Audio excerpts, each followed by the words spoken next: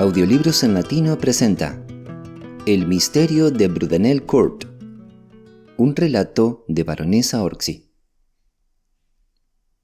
Parte 1.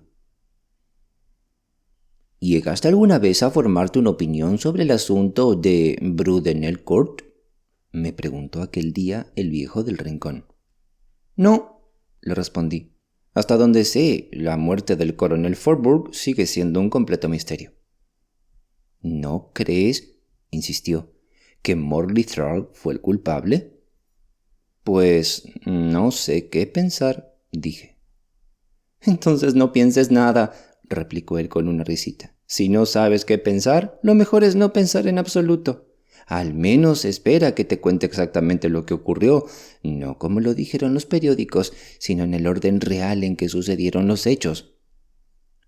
La Nochebuena del año pasado, mientras la familia cenaba, hubo de pronto un alboroto y gritos de ¡al ladrón!, que venían desde el fondo de la casa de Brudenell Court, la finca de campo de cierto coronel Forburg.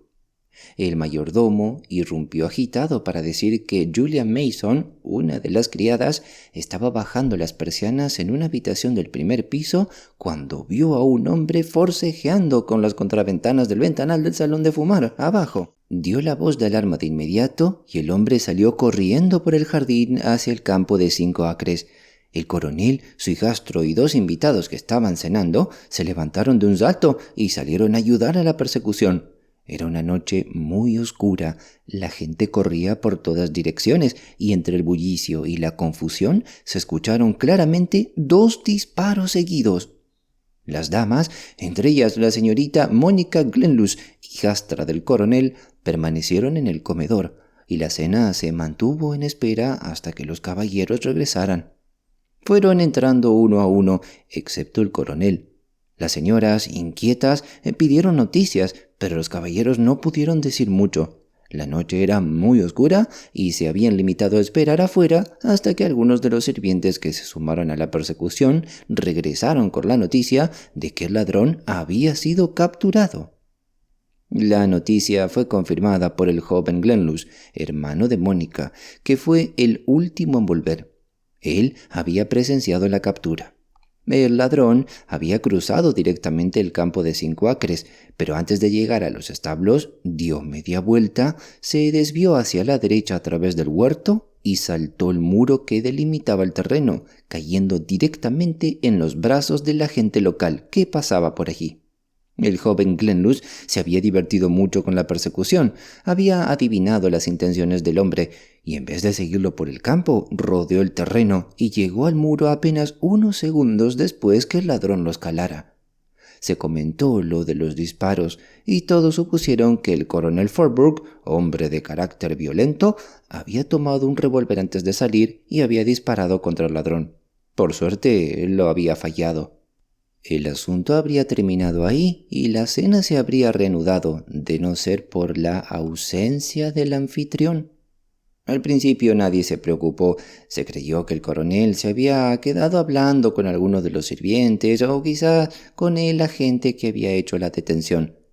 Pero cuando pasó media hora y no aparecía, Mónica empezó a impacientarse. Ordenó al mayordomo que llamara por teléfono a los establos y a la portería, pero en ninguno de los 2 lugares lo habían visto durante ni después del incidente con el ladrón. También se contactó a la comisaría, sin resultados.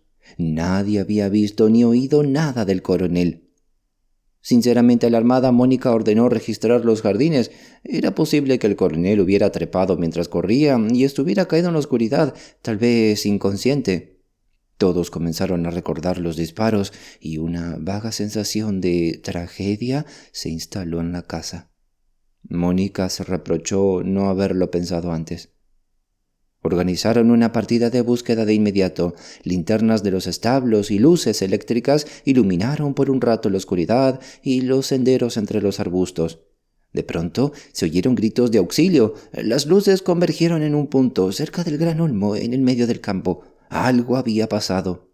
Mónica corrió hacia la puerta principal, seguida por los demás invitados. En la penumbra se distinguía un grupo de hombres que regresaban lentamente hacia la casa. Uno de ellos corría delante, era el chófer. El joven Glenluce, medio adivinando que algo grave había ocurrido, salió a su encuentro. Lo que había pasado era tan trágico como misterioso. La partida de búsqueda encontró al coronel tendido en el campo, boca arriba. Su ropa estaba empapada de sangre, le habían disparado en el pecho y al parecer estaba muerto. Cerca de él hallaron un revólver. Era imposible ocultar la terrible noticia a Mónica. Su hermano fue quien se la comunicó. Ella la recibió con admirable entereza y fue quien dio las instrucciones necesarias para que llevaran el cuerpo de su padrastro al piso de arriba y llamaran al médico y a la policía. Mientras tanto, los invitados habían regresado a la casa, se agrupaban en silencio, sobrecogidos, hablando en susurros. Nadie tenía ánimo para terminar la cena ni para subir a su habitación, pues sabían que probablemente serían requeridos para las diligencias policiales. Mónica y Gerald Glenluce se sentaron en el salón de fumar. Fue la Nochebuena más espantosa que cualquiera en esa casa hubiera vivido jamás. Parte 2. Los asesinatos cometidos por motivos que no sean el robo, prosiguió el viejo del rincón tras una breve pausa, siempre despiertan el interés del público. Casi siempre hay un elemento de misterio en ellos y suelen sugerir posibilidades de romance. En este caso, por supuesto, no había indicio alguno de robo. Cuando el coronel Fordbrook cayó abatido, como se comprobó luego, a quemarropa y con un disparo directo al pecho, su ropa permaneció intacta. Había monedas sueltas en el bolsillo del pantalón, algunos billetes en la billetera y llevaba un reloj de oro con cadena y un alfiler de perla de gran calidad. El móvil del crimen, por lo tanto, era el odio o la venganza, y ahí fue donde la policía se topó de inmediato con una gran dificultad. No, fíjate bien, no era difícil encontrar a alguien que odiara al coronel lo suficiente como para matarlo, sino elegir entre tantos enemigos al que fuera más probable autor de tan atroz crimen. Era el hombre más detestado del condado. Conocido como Remonta Fordbrook, se decía que había hecho su fortuna en turbios manejos dentro del departamento de remonta del Ministerio de Guerra durante la Guerra de los Boers, más de 20 años atrás. Desde su primera esposa se decía que había muerto de pena y no tuvo hijos propios. Unos 10 años atrás se casó con una viuda que tenía 2 niños pequeños. Ella poseía una considerable fortuna y al morir la dejó en fideicomiso para sus hijos, pero designó a su marido como único tutor de Mónica y Gerald hasta que alcanzaron la mayoría de edad. Además, le legó los intereses de todo el capital mientras los hijos vivieran bajo su techo y permanecieran solteros. Después de su muerte, el dinero pasaría a ellos sin condiciones. Desde luego, fue un testamento insensato, podría decirse incluso criminal, evidentemente redactado bajo la influencia de su esposo. Solo cabe suponer que la pobre mujer murió sin conocer el verdadero carácter de Remonta Fordbrook. Desde su fallecimiento, el temperamento violento y la arrogancia insoportable del coronel alejaron de los niños a todos los amigos que alguna vez tuvieron. Solo algunas relaciones superficiales se acercaban ya a Brudenell Court. Naturalmente, todos comentaban que el comportamiento del coronel formaba parte de un plan para mantener alejados a los pretendientes de su hijastra Mónica, que era una joven de gran belleza. En cuanto a Gerald Glenluce, el hermano menor de Mónica, había quedado tristemente desfigurado durante su infancia por una caída contra un objeto filoso que le rompió la nariz. De forma algo misteriosa, lo dejó ciego de un ojo. Los que más habían sufrido el temperamento del coronel aseguraban que la cara del chico había sido destrozada por un golpe con un bastón y que el bastón lo había blandido su padrastro. Sea como fuere, Gerald Glenluce se volvió, a raíz de esa desfiguración, un muchacho tímido, retraído y silencioso, que no jugaba con otros ni montaba a caballo, y que no tenía idea de cómo manejar un arma, pero, curiosamente, era el favorito del coronel. Donde Fordbrook era duro y autoritario con todos los demás, con Gerald se ablandaba y hasta mostraba cierta ternura y afecto. Tal vez algún pinchazo ocasional de remordimiento explicaba ese lado más suave de su desagradable carácter. Claro que esa suavidad no se extendía a Mónica. Le hacía la vida casi imposible con una violencia que rozaba la brutalidad. La joven lo odiaba y no lo disimulaba. Su único deseo era alejarse de Brudenell Court por cualquier medio posible. Pero, debido al insensato testamento de su madre, no tenía dinero propio y los pocos amigos que le quedaban no eran lo suficientemente ricos ni lo suficientemente desinteresados como para ofrecerle un hogar lejos de su padrastro, y el coronel, por su parte, jamás habría autorizado que viviera separada de él. En cuanto al matrimonio, era un asunto complicado. Los jóvenes evitaban cualquier vínculo con esta familia. Su apodo ya era suficientemente despreciable, pero corrían rumores aún peores sobre el pasado del coronel, rumores que pocos se atrevían a confirmar. Lo cierto es que, aunque Mónica despertaba admiración allí donde iba, y aunque uno o dos pretendientes llegaran a cortejarla abiertamente, el cortejo nunca llegaba a consolidarse en un compromiso. Siempre ocurría algo que enfriaba el entusiasmo de los enamorados. De pronto decidían embarcarse en una expedición de caza mayor, o dar la vuelta al mundo, o simplemente descubrían que el aire del campo no les sentaba bien. Tal vez había alguna escena de despedida emotiva, pero Mónica comprendía que era un adiós definitivo y, como era una joven inteligente, además de encantadora, no tardó en atar cabos y notar que esas despedidas iban siempre precedidas de una larga entrevista a puertas cerradas entre su padrastro y su pretendiente de turno. No es de extrañar entonces que odiara al coronel. Lo odiaba con la misma intensidad con la que amaba a su hermano. Entre ambos habían crecido, sobre todo últimamente, un profundo afecto, un amor nacido de la afinidad en la desgracia y el sentimiento compartido de injusticia. Por parte de Gerald, además, había un deseo protector hacia su hermosa hermana. El hecho de ser tan evidentemente el hijo predilecto del irascible coronel le permitía en más de una ocasión interponerse entre Mónica y el temperamento desbocado de su padrastro. Últimamente, sin embargo, algo de luz y romance había llegado a la gris existencia de Mónica Glenluce gracias al discreto cortejo de su más reciente admirador, el señor Morley Thrall. El señor Thrall era un hombre acaudalado, no muy joven y de posición independiente, al que presumiblemente no le importaba si la alta sociedad del condado lo repudiaba por casarse con la hijastra de Ramon Forburg. Los acontecimientos posteriores demostraron que había actuado con gran prudencia durante su relación con Mónica. Nadie sabía que existía un entendimiento entre ellos, y mucho menos el coronel. El señor Morley Thrall visitaba Brudenell Court con moderación. Mientras estaba allí, parecía dedicar casi toda su atención a su anfitrión y a Gerald, y apenas prestaba atención a Mónica. Es probable que ella le advirtiera sobre los peligros que se avecinaban, y él supo evitar la temida entrevista con el coronel que Mónica había aprendido a temer. El señor Morley Thrall había sido invitado a pasar la Navidad en Brudenell Court, junto con el mayor Ralston, su esposa y su hija Rachel. Todos estaban cenando en aquella memorable Nochebuena cuando ocurrió la tragedia, y todos los hombres salieron apresurados del comedor tras su anfitrión al sonar la primera alarma de robo. Parte 3. Así estaban las cosas en Brudenell Court cuando, justo después de las fiestas, Jim Peyton, un mozo de cuadra que recientemente había estado al servicio del coronel Forburg, fue llevado ante los magistrados acusado del asesinato de su antiguo patrón. Y lo cierto es que el caso contra él era bastante sólido. Al parecer, el coronel lo había despedido hacía poco por embriaguez, y antes de echarlo le había propinado una paliza que, según se decía, estaba bien merecida, ya que, estando borracho, Peyton estuvo a punto de incendiar los establos, y la tragedia solo se evitó gracias a la oportuna aparición del propio coronel. Sea como fuere, el hombre se marchó jurando venganza. Más tarde presentó una denuncia por agresión contra el coronel Forburg, pero solo obtuvo una indemnización simbólica de un chelín. Eso ocurrió una semana antes de Navidad.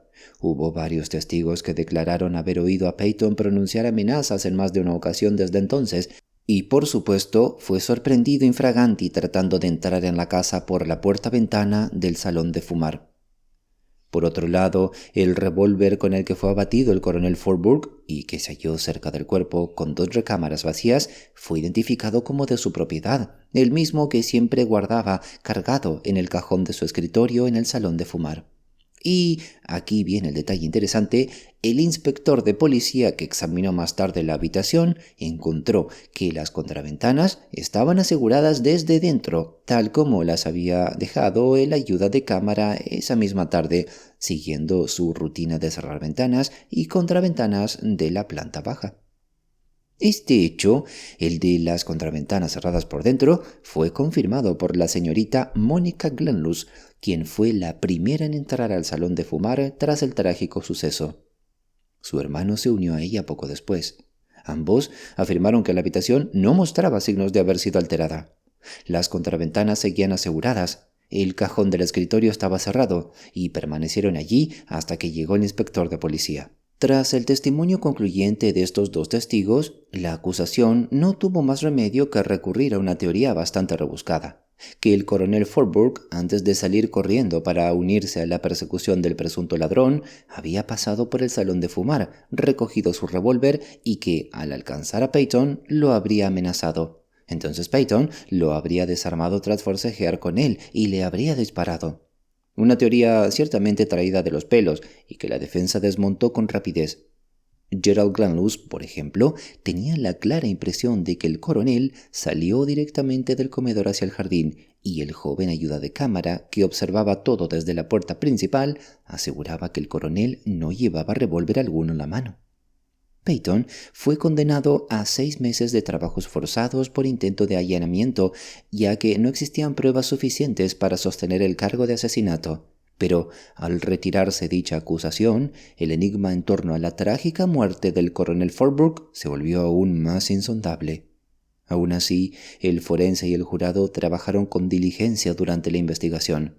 Nada debía quedar sin examinar en el afán de hacer justicia, y en este loable empeño, el forense contó con la firme y decidida colaboración de la señorita Glenluce. Por amargos que hubieran sido sus sentimientos hacia su padrastro en vida, parecía resuelta a que su asesino no quedara impune. Es más, en todas sus acciones durante aquellos días sombríos había un extraño matiz de animosidad, casi de venganza, como si el hombre que la había liberado de un tirano arrogante y brutal, en lugar de hacerle un bien, le hubiera causado un daño irreparable. Fue exclusivamente gracias a su energía y empeño que ciertos testigos accedieron a declarar, brindando testimonios que resultaron profundamente impactantes. La policía, convencida de la culpabilidad de Peyton, había centrado todas sus investigaciones en sostener esa teoría.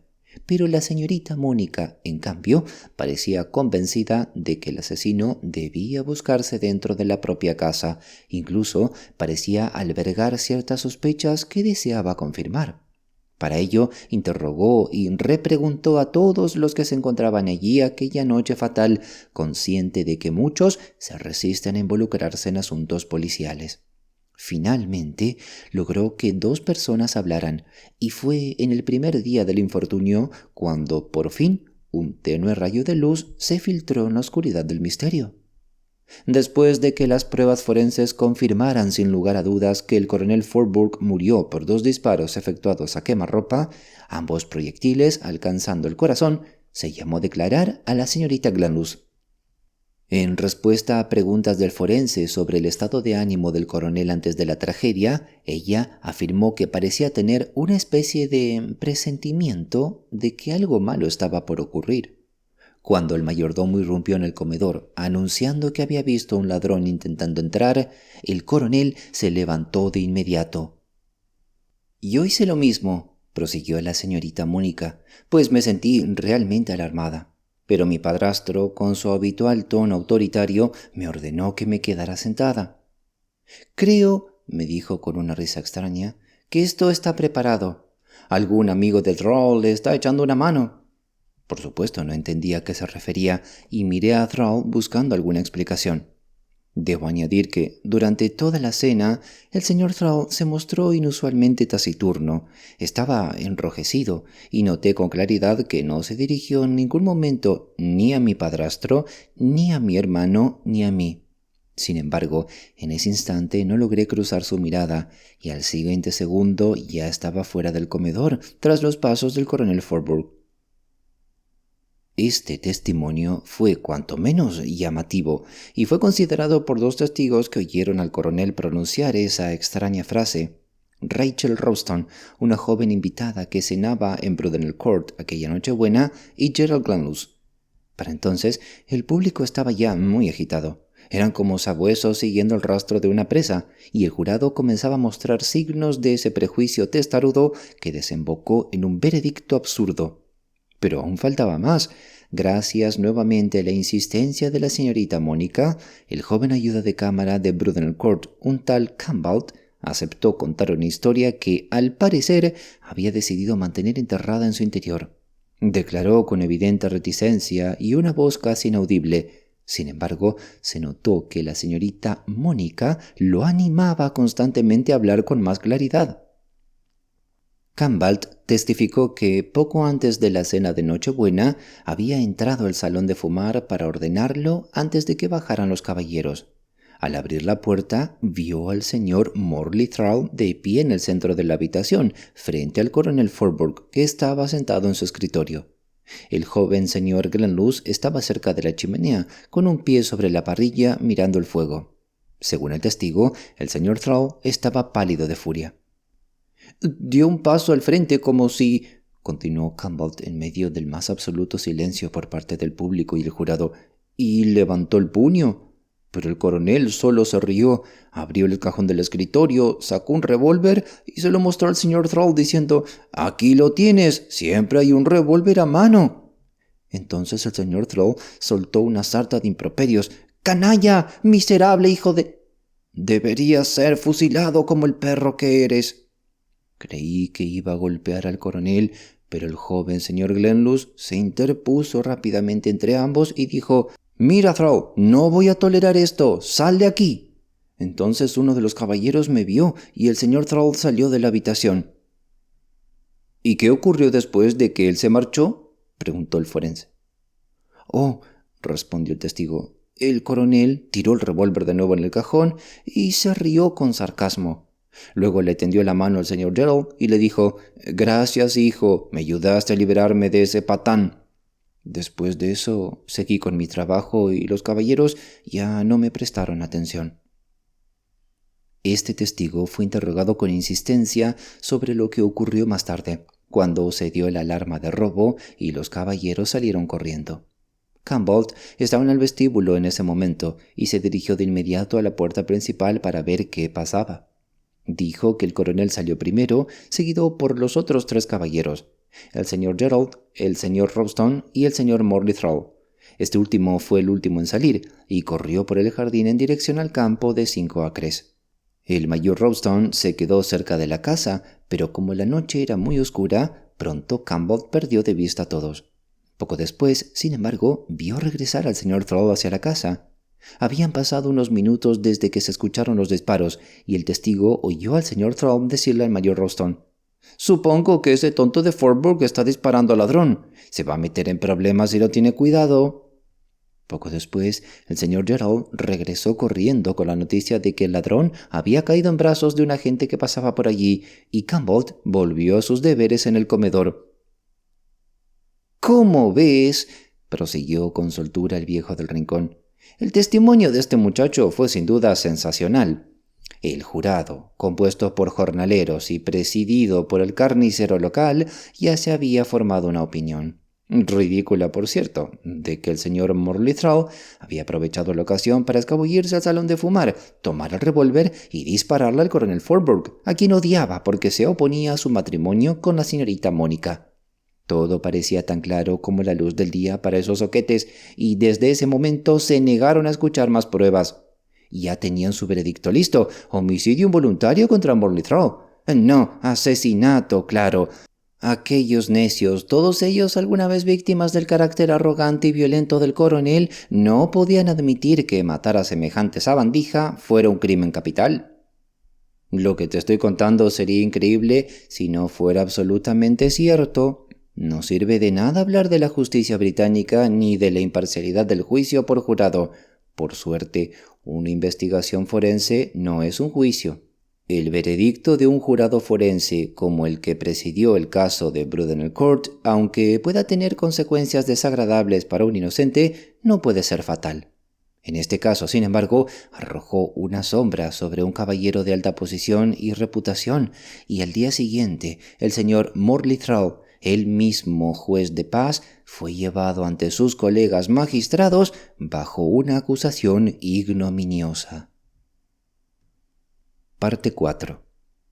No es frecuente, retomó el viejo del rincón tras un breve silencio, que se presente una acusación tan grave contra un caballero de la posición social del señor Morley Thrall, y me temo que hasta los mejores de nosotros somos lo bastante tontos como para sentirnos más intrigados por un criminal de alta alcurnia que por un vulgar Bill Skys. Tuve la suerte de estar presente durante la investigación judicial en la que compareció el señor Morley Thrall, juez de paz, escoltado por 2 guardias. Mantuvo la calma y el aplomo en todo momento. Todos los presentes notamos que, desde su entrada y a lo largo de aquella ardua audiencia, sus ojos buscaban insistentemente los de la señorita Glenluce, sentada en la mesa de los abogados, pero cada vez que ella lo miraba por azar, apartaba la vista de inmediato, giraba el rostro con un gesto de desprecio. Gerald Glenluce, por su parte, hacía esfuerzos conmovedores por demostrar su apoyo al acusado, pero su aspecto poco agraciado y su actitud tímida y torpe hacían que Morley Thrall apenas lo tomara en cuenta. Muy pronto comenzó todo. Debo señalar que la clave de la acusación giraba en torno a una cuestión de tiempo. Si el acusado tomó el revólver del escritorio en la sala de fumar, ¿cuándo lo hizo? El lacayo, Campbell, repitió lo que ya había declarado en el inquest. Se le presionó, claro está, para que afirmara con certeza si, tras la discusión entre el señor Thrall y el coronel, a la que asistió, y antes de que todos pasaran al comedor, el señor Thrall podría haber vuelto a la sala de fumar para sacar el arma del cajón del escritorio. Pero Campbell afirmó con seguridad que no creía que eso fuera posible. Él mismo, después de ordenar la sala de fumar, había estado entrando y saliendo del vestíbulo para preparar la cena. La puerta de la sala de fumar daba al vestíbulo, entre el comedor y el pasillo hacia las cocinas. Si alguien hubiera entrado o salido en ese momento, Campbell lo habría visto. Entonces, la señorita Glenluce se inclinó hacia el secretario del tribunal y le susurró algo. Este, a su vez, murmuró unas palabras al presidente del jurado, y unos segundos después, el magistrado preguntó al testigo: ¿Está usted absolutamente seguro de que nadie entró ni salió de la sala de fumar mientras usted preparaba la cena? Como el joven vacilaba, el juez insistió con firmeza. Piénselo bien. Usted estaba ocupado con sus tareas habituales. No habría sido raro que alguno de los caballeros pasara por allí en ese momento. ¿Cree usted realmente y está dispuesto a jurar que un hecho tan común habría quedado grabado en su memoria con total nitidez? Presionado de ese modo, Campbell se replegó en una respuesta ambigua. No, señor, no me atrevería a jurarlo con certeza. Ante eso, la señorita Mónica lanzó una mirada desafiante al acusado, quien ni siquiera parpadeó en respuesta. Cuando llegó el turno de declarar de la joven, resultaba evidente, como ya lo había sido ante el jurado del forense el día anterior, que había condenado a Morley Thrall sin sombra de duda. De otro modo, su actitud de abierta hostilidad hacia él sería incomprensible. Habló extensamente del interés marcado que el señor Thrall le había mostrado durante meses y de cómo él le había pedido matrimonio. Ella había aceptado y ambos habían acordado mantener el compromiso en secreto hasta que Mónica cumpliera los 21 años, momento en que sería libre de casarse con quien deseara. Desgraciadamente, continuó con voz seca y apretada, el coronel Forbrooke se enteró de todo. Siempre se había opuesto rotundamente a que yo me casara, y entre el té y la cena de Nochebuena tuvimos un fuerte altercado al respecto. Al final mi padrastro dijo con decisión: Sea Navidad o no, ese individuo dejará mi casa en el primer tren disponible mañana, y esta noche le diré exactamente lo que pienso de él». Por un instante, al terminar su relato, el acusado rompió su fachada de dignidad y contención, y un «oh» de indignación apenas contenido se le escapó de los labios. A esas alturas, el público ya estaba completamente en su contra. Como ovejas, y ya lo sabes, y el veredicto del jurado del forense había predispuesto a todos desde el principio. La policía, con la ayuda de la señorita Glenluce, había tejido un caso sólido contra el desafortunado hombre. El móvil del crimen parecía evidente. El coronel Forburg había tenido una violenta pelea con Thrall y lo había echado de la casa. Enfurecido por la separación forzada de la mujer que amaba, habría matado al hombre que se interponía en su camino. Podría hablar hasta mañana si te contara cada detalle de las pruebas que presentó la acusación. El acusado las escuchó todas con absoluta calma. Permaneció con los brazos cruzados, la mirada perdida. El «oh» no volvió a surgir, ni tampoco dirigió una sola mirada a la señorita Mónica Glenluce. Te aseguro que hubo un momento en que la situación pintaba muy negra para él. Por suerte, su defensor era un abogado brillante, su distinguido primo, Sir Evelyn Thrall. Mediante una hábil contrainterrogación de los sirvientes y los invitados en Brudenell Court, logró establecer que, desde el momento en que se dio la alarma de robo hasta después de los disparos, el acusado nunca estuvo completamente fuera de la vista de algún testigo. Fue el último en salir del comedor. La señorita Robston y su hija así lo afirmaron. Se había quedado un instante para decir unas palabras a Mónica Glenluce. La señorita Robston, que se encontraba junto a la puerta, estaba convencida de que el señor Thrall salió directamente al jardín. Por su parte, el mayor Robston lo vio en el patio delantero viniendo del campo apenas unos minutos después de los disparos, y opinó con total seguridad que era imposible que los hubiese efectuado. Aquí es donde el tiempo resultaba clave. Cuando un hombre con reputación intachable, argumentó el mayor Robston, descubre que ha matado a otro ser humano, necesariamente se detendría, horrorizado por lo que ha hecho, fuera premeditado o accidental, al menos intentaría comprobar si la víctima aún vivía. Es inconcebible que, salvo que fuera un criminal habitual y por tanto insensible, tirara el arma y con total serenidad, manos en los bolsillos y sin el menor temblor en la voz, hiciera un comentario casual a un amigo. Pues bien, vi al señor Morley Thrall quizás 2 minutos después de los disparos. En ese tiempo no podría haber cruzado el campo hasta llegar al patio donde yo hallaba, y no venía corriendo. Su voz era clara y caminaba tranquilamente hacia mí, con las manos en los bolsillos. Como era de esperarse, Sir Evelyn supo aprovechar al máximo ese testimonio. Fue en gran medida gracias a él que se retiró el cargo de asesinato contra el acusado, pese a que el secretario del tribunal, instigado sin cesar por la señorita Glenluce, hizo lo posible por desacreditar al mayor Robston. Cuando vio que eso era inútil, intentó retomar la hipótesis de que el acusado había tomado el revólver antes de cenar, justo después de su pelea con el coronel Forburg. El testimonio del lacayo Campbell en ese punto perdió fuerza cuando se negó a declarar con certeza que nadie pudo haber entrado en la sala sin que él lo viera. Pero contra esa teoría pesaba un argumento que Sir Evelyn explotó con habilidad. Antes de la cena, el acusado no podía prever que se daría una alarma de robo que le permitiría tenderle una emboscada al coronel en el campo. Con igual destreza, Sir Evelyn presentó pruebas que respaldaban la declaración del acusado sobre su discusión con el coronel Forburg. Poco antes de la cena, declaró el señor Thrall, el coronel me dijo que deseaba hablar conmigo en privado. Lo seguí a la sala de fumar y allí me reveló ciertos hechos sobre su pasado y sobre la verdadera ascendencia de la señorita Glenluce, que hacían absolutamente imposible, a pesar del profundo afecto que sentía por ella, que yo pudiera pedirle matrimonio. La señorita Glenluce es víctima inocente de circunstancias trágicas y Forburg no era más que un canalla. Así se lo dije. Pero debía pensar en mi familia y, muy a mi pesar, llegué a la conclusión de que no podía vincularla con alguien relacionado con ese hombre. Forburg no me impedía casarme con su hijastra. Fui yo quien, con profundo pesar, se retiró.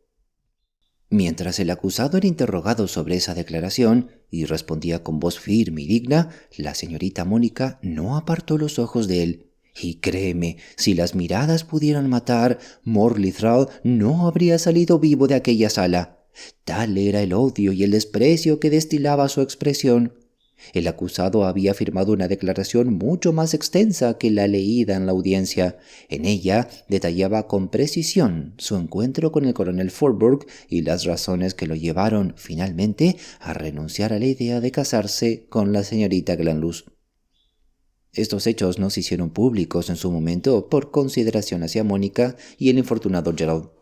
Pero resultaba que las acciones que le habían valido al coronel el apodo de Raymond Fordburg eran tan deshonrosas que no solo fue expulsado del ejército, sino que además cumplió una condena por traición, fraude y malversación.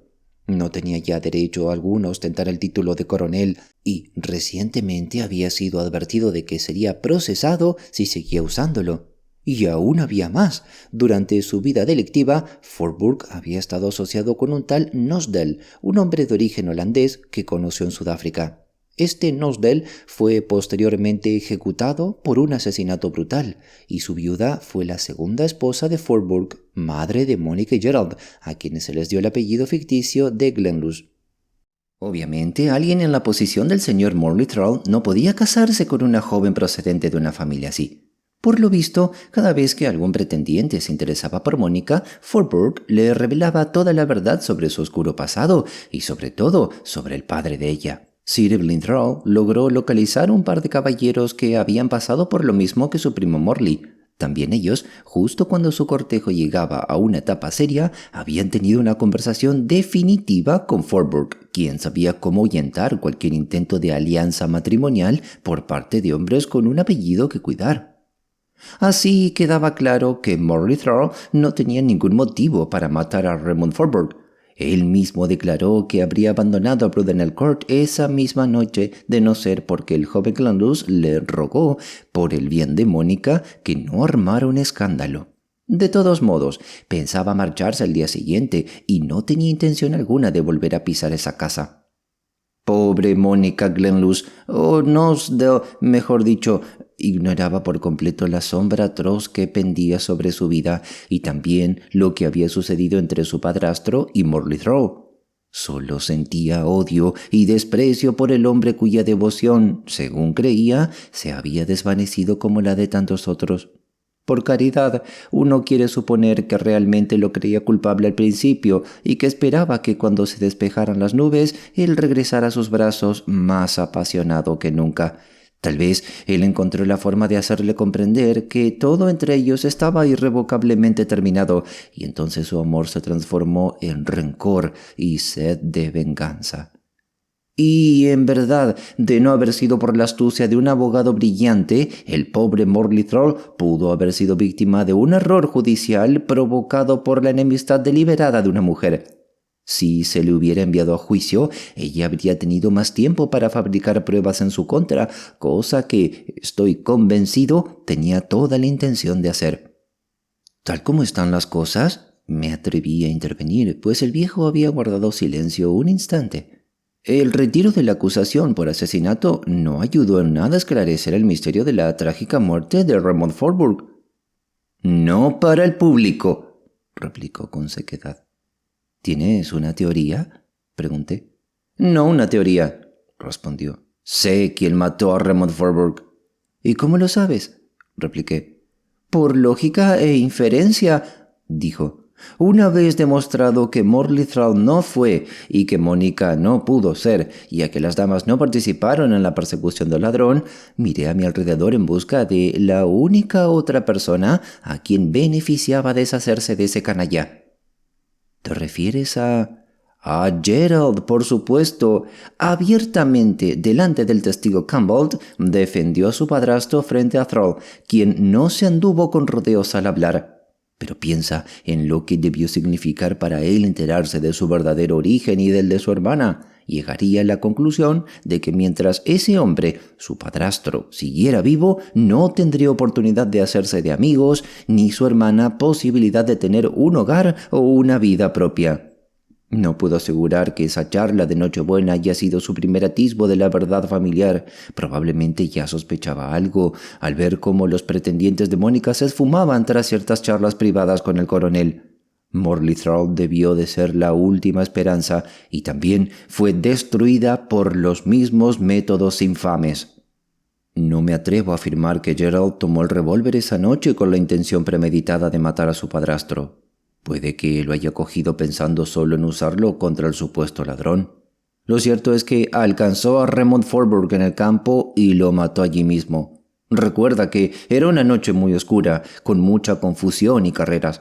El chico era lo bastante ágil y joven como para, tras deshacerse del arma, cruzar el campo corriendo y regresar a la casa por un camino alternativo.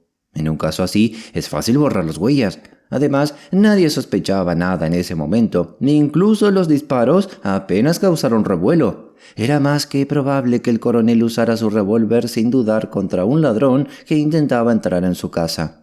Esa era exactamente la clase de venganza que buscaría alguien con el carácter de Gerald, retraído, desfigurado, silencioso y consumido por sus propios males. Pero, objeté, ¿cómo pudo Gerald correr a la sala de fumar, sacar el revólver del cajón y volver por el vestíbulo con los sirvientes invitados aún allí? Alguien debería haberlo visto. Nadie lo vio, respondió aquella extraña criatura, porque lo hizo en el momento de mayor caos. El mayordomo acababa de entrar con la noticia del robo. El coronel salió corriendo por el vestíbulo y los invitados aún no sabían qué hacer. Siempre hay unos segundos de absoluto desorden en situaciones así, tiempo suficiente para que un muchacho como Gerald se lance hacia la sala. Y después sacó el revólver del cajón y salió por la ventana francesa. Pero los postigos estaban cerrados por dentro, argumenté. ¿Cuando el inspector los revisó? Así es, admitió. La señorita Mónica ya había estado allí con Gerald. Ellos se encargaron de los postigos. ¿Entonces crees que Mónica sabía? ¡Por supuesto que sí! Entonces, su afán por incriminar a Morley Thrall fue en parte odio hacia él y en parte deseo de proteger a su hermano, concluyó el extraño personaje mientras recogía sus cosas, su hilo, sus pequeños objetos y su enorme paraguas. Piénsalo bien, verás que tengo razón. Me dan lástima esos dos, ¿no te pasa lo mismo? Pero, según tengo entendido, están vendiendo Brudenell Court y han heredado toda la fortuna de su madre. Se irán juntos al extranjero, construirán un hogar propio y quizá un día todo se olvide. Y para los inocentes, ahora que el culpable ha sido castigado con tanta justicia, comienza una nueva era de felicidad. Fue un caso fascinante, ¿no te parece?